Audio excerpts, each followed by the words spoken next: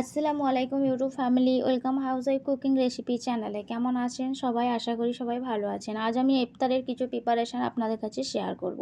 তো এখানে আমি কিছু ফ্রুট নিয়ে নিয়েছি, যেমন পেঁপা নিয়েছি, কমলা নিয়েছি, এখানে অর্ধেক পেঁপা কাল ইউজ করেছিলাম, একটা বানানা নিয়ে নিয়েছি, কিউবি নিয়েছি, ক্ষীরা নিয়েছি, তারপরে মালটা নিয়েছি, আর এখানে একটি আনার নিয়েছি। মাশাআল্লাহ, বাইরে থেকে তো আনারটি দেখতে খুবই ভালো, ভিতরটা কীরকম হয়। আর একটা মালটা আর একটা আপেল নিয়েছি, আর অ্যাভোকাডো নিয়েছি।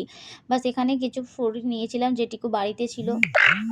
এই মালটাটি খেতে এত মজা যে বলে আপনাদের বোঝাতে পারবো না। ভিতরটা যদি সামান্য লবণ দিয়ে খান, মাশাআল্লাহ, রোজা খুলে তো একদম জান তর হয়ে যাবে। আর একটি আঙ্গুরের থোলা দেখুন কত ভালো লাগছে।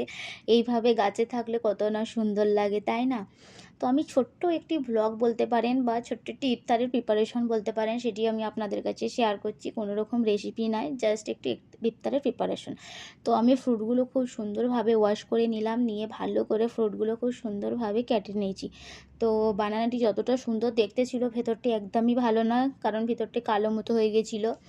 তারপর দেখতে পাচ্ছেন যেসব ফ্রুটগুলো আমি আপনাদের দেখালাম, সেগুলি আমি ভালো করে ওয়াশ করে সুন্দর করে কেটে একটি থালার মধ্যে নিয়ে নিয়েছি। সমস্ত কিছু তো আর একটি থালাতে ধরেনি, তাই আর একটি প্লেটে পেঁপে, ছোলা আর তরমুজটা আগে থাক থেকে কেটে ফ্রিজে রাখা আছে, তাই সেটি আর আপনাদের কাছে শেয়ার করলাম না।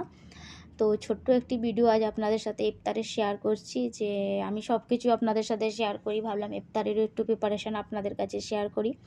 তার সাথে কিছু আমি পকোড়ি বানাবো, যেমন আজকে আমি ভেজ পকোড়ি বানাবো। এখানে আমি গাজর নিয়ে নিয়েছি, আলু নিয়েছি, পেঁয়াজ নিয়েছি, ধনেপাতা নিয়েছি, কাঁচা লঙ্কা নিয়েছি। আপনারা চাইলে আরও কিছু মিক্সড করতে পারেন সবজি। আর এখানে আমি টমেটোর চপ বানাবো। তো এখানে টমেটোকে এইভাবে গোল গোল করে কেটে নিয়েছি, এর ওপরে ছড়াবো লবণ, লাল মরিচ আর ব্ল্যাক পাউডার। আর এখানেও সব একটু একটু করে মশলা দিয়ে একটি পকোড়ি বানাবো। তো এখানে পকোড়ি সমস্ত রেডি হয়ে গেছে। পুরো পকোড়ি রেসিপি আমি নেক্সট টাইম আপনাদের সাথে ভালো করে শেয়ার করব। জাস্ট আমি একটু করে ভিডিও তুলে আপনাদের কাছে শেয়ার করছি। তো মাশাআল্লাহ, খুব সুন্দর পকোড়ি রেডি হয়েছে। আর টমেটোর চপ কতটা মুচমুচে, আমাদের ওখানে যে বিক্রি হয় টমেটোর চপ, একদমই খেতে ভালো লাগে না। তো এখানে দেখুন কতটা মুচমুচে, কতটা সুন্দর টমেটোর চপ বানিয়েছি। তো এইভাবে পাতলা পাতলা করে কেটে সমস্ত মশলা মেখে গড় গড় বেসনে ডুবিয়ে চপ বানাতে পারেন। টমেটো খুব সুন্দর লাগবে। ভিডিও ভালো লাগলে প্লিজ লাইক করবেন, কমেন্ট করবেন, শেয়ার করবেন।